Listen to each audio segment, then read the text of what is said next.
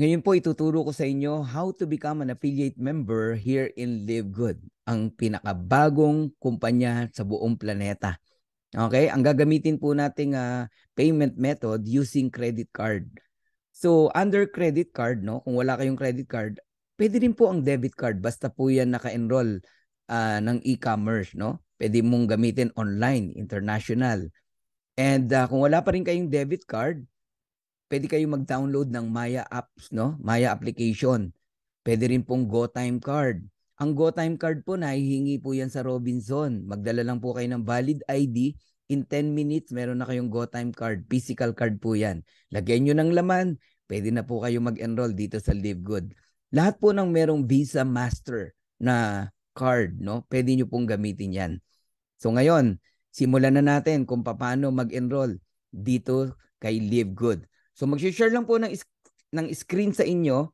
Importante po na mahingi nyo po yung link ng inyo pong sponsor. Ganito po ang itsura ng link. Ayan. Okay? Merong livegoodtour.com. Tapos yung pangalan ng taong nag-invite po sa inyo. So, i-click nyo po yan. Ito po yung lalabas. Then, pwede nyo pong panoorin yung video. Mga 5 minutes video lang po yan. Makikita nyo po yung overview ng kumpanya po natin. And of course, pag interested po kayo, yan, fill upan nyo po yung form na yan. First name, last name, email address.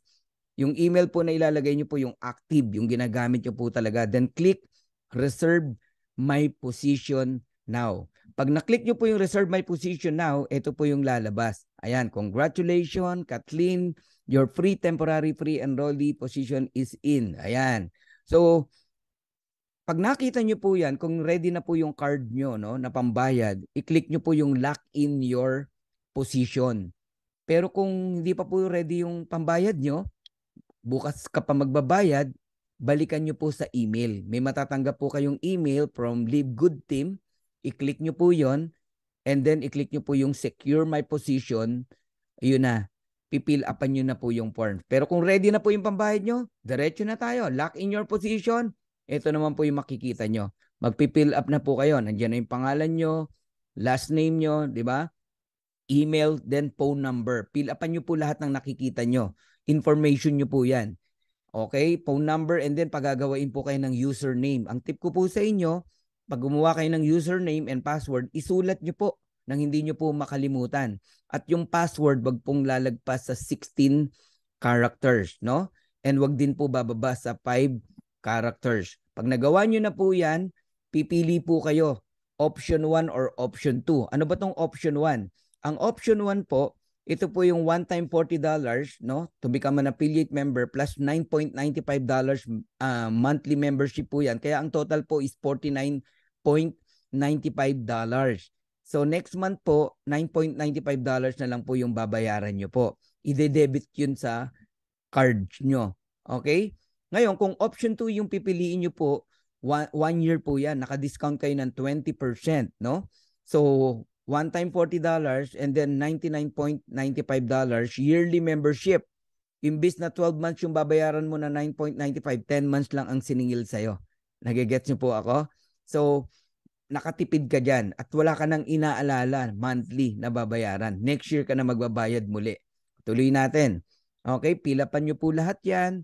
Ayan, yung country, kung anong country kayo, kung Philippines, okay? Oh, then TIN number. Kung wala po kayong TIN number, mag-provide muna kayo ng 9-digit number. Tapos papa-update na lang natin sa Live Good. Okay? Then name, pangalan nyo po yan. And then address. Sa city, ibubukod nyo po yung city. And then barangay, ganun din po. Ibubukod nyo rin doon. And then state, province. Yung state, province, 2 to 3 character po ang ilalagay nyo po. Halimbawa, Cagayan o CAG lagay nyo. Kung Isabela, ISA, 3 character po. Florida, FL lagay nyo po. O, ganun po yon. And then, eto na tayo. Yan, lakihan lang natin para makita nyo po. Yung zip code, napaka-importante din po yan. Dapat tama po yung zip code na ilalagay nyo. And then, magbabayad na tayo using credit card. Okay? Let's say, ayan po yung pangalan. pangalan ng may-ari ng card. Halimbawa, asawa mo may-ari ng card, pangalan ng asawa mo, hindi mo pangalan, di ba? Kung sino may-ari ng card.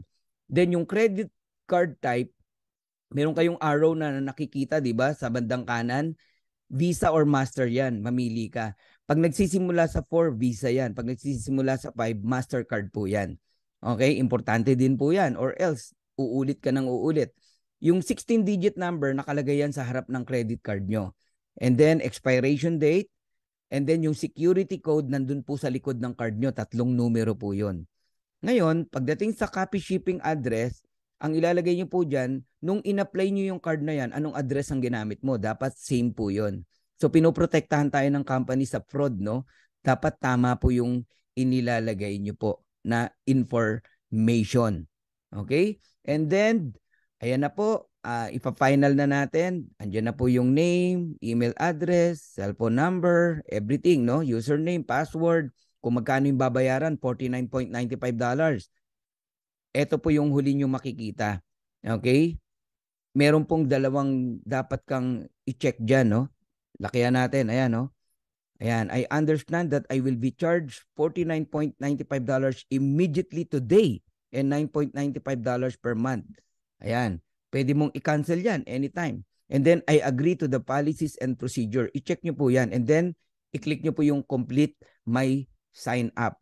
Pag na-click nyo yung complete my sign up at wala pong error, ito na po yung lalabas dyan. Ayan, join success. Okay? And then, click continue. Ang lalabas na po dyan, ganito po ang itsura.